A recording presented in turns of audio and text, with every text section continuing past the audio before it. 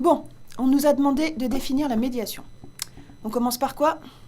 Moi j'ai retenu pragmatisme et enquête de terrain. Ok, alors on cherche des acteurs, des médiateurs quoi. Moi j'en ai un si tu veux, pour ma guitare. Allez, sérieusement, un médiateur, c'est quoi? En tant que médiateur, il faut que tu sois extérieur. Et c'est pour ça qu'il faut avoir une certaine neutralité, une impartialité qui fait que, oui, tu représentes l'institution, mais au-delà de l'institution, tu es dans un rapport d'éducation éducative qui fait que tu es là pour cela. Nous, en tant que conseiller principal d'éducation, on est là aussi pour cela, quelque part. On participe à la vie, ce qu'on peut améliorer au sein de l'établissement ou du quartier, finalement. Quels sont les dispositifs ou les actions à mettre en place qui vont permettre, finalement, cette amélioration-là. Il y a un savant équilibre sur cette neutralité. Parce que d'un côté, effectivement, je suis mis en place un poste au titre d'un plan de mandat dont une partie est une résolution politique à la suite d'élections démocratiques. Et en même temps, le moment où effectivement le maire, enfin le candidat devient maire, j'allais dire le communicant suit aussi la même fonction. Il devient non partisan, il devient au service d'un plan de mandat qui lui a été voté démocratiquement. Oula, c'est compliqué cette position du médiateur qui est à la fois extérieur au système et acteur du système. Ça concerne qui exactement? Tous les citoyens peuvent y accéder. Tous les citoyens peuvent accéder au conseil de quartier. Parce qu'on y va en binôme. On y va en binôme avec l'adjoint, le conseil de quartier, mais aussi avec des membres de l'administration, et notamment de la direction générale de l'administration. Dans le nouveau conseil de la vie collégienne, donc à la phase expérimentale, il doit y avoir une représentation de 20 élèves normalement. Impliquer les adultes, la difficulté au départ, donc là on a réussi quand même d'avoir à mobiliser 2 enseignants là-dessus, un personnel ATOS et un parent d'élève. Donc le chef d'établissement qui est président d'office, le vice-président qui est un élève.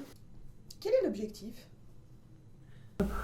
Et on le sait, il y a une défiance vis-à-vis du politique aujourd'hui, il y a même un renoncement vis-à-vis du politique. J'étais tout à l'heure en train de regarder le fil Facebook, là on a des citoyens qui brûlent leur carte d'électeur, qui déchirent leur carte d'électeur avec un discours qui leur est propre. Petit, on s'est rendu compte que les élèves, il fallait les impliquer dans la vie de l'établissement pour faire évoluer les choses finalement. Mais comment est-ce qu'elle est mise en œuvre, cette médiation? On est constamment dans la formation. Donc nous, ce qui fait la différence avec un conseil de quartier, on va libérer la parole. La difficulté, c'est que nous, on est dans la formation finalement citoyenne. Ça veut dire que effectivement, ils vont arriver, ils vont proposer des idées. Mais il y a celles qui sont réalistes, celles qui sont réalistes. Donc nous, l'objectif, c'est de mettre un certain cadre entre ce qui est faisable et ce qui n'est pas faisable. Si effectivement, on part sur un certain budget, où va-t-on obtenir le budget? En termes de sécurité, lorsqu'on a mis en place, nous, l'aménagement du hall, en termes de sécurité, où on pouvait réellement installer des tables, où on ne pouvait pas installer des tables. En termes de contraintes, est-ce que les agents d'entretien peuvent passer et nettoyer correctement si on met trop d'affaires finalement dans le hall? Donc effectivement, à un moment, il y a une limite. Et cette limite-là, c'est aussi à nous de les orienter lorsqu'on a mené le projet. Donc eux ont sorti plein d'idées, et ont été obligés de canaliser pour voir ce qui était réellement faisable ou pas au sein de l'établissement. Et dans ces conseils, on y parle de quoi? Un problème de positionnement de poubelle. Voilà, c'est un sujet qui peut être traité extrêmement rapidement au niveau des services. Un problème, et on peut régler entre 2 conseils de quartier, ces problématiques de poubelle, ces problématiques de propreté, ça peut être des problématiques de distribution ou d'information ou de communication.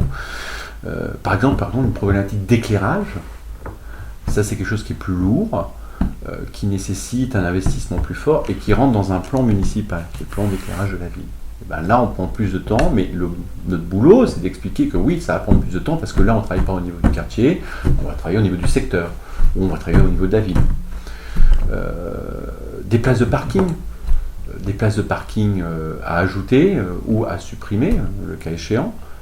C'est quelque chose qui peut aller plus ou moins rapidement. Si ça rentre dans un schéma qui ne pose pas de problème au plan de circulation, on y va.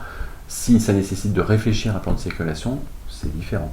L'important, je crois, aujourd'hui, et c'est ce que nous remonte de plus en plus les Stéphanois, c'est surtout qu'on leur apporte des réponses.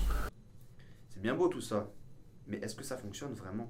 Si on regarde nous les indicateurs, on le voit en termes de nuisances sonores, on le voit en termes de dégradation, on voit que les espaces ne sont pas dégradés, il y a les tables, elles sont là, mais elles n'ont pas été dégradées, alors que souvent en classe elles sont dégradées. Les panneaux, on a mis différents panneaux, pour l'instant ils ne sont pas dégradés, donc ça veut dire que c'est aussi des indicateurs pour nous. C'est-à-dire que ça fonctionne en termes de médiation, et finalement de l'appropriation des lieux par les élèves eux-mêmes, parce qu'il y a eu cette application et cette explication de la part de ces élèves-là.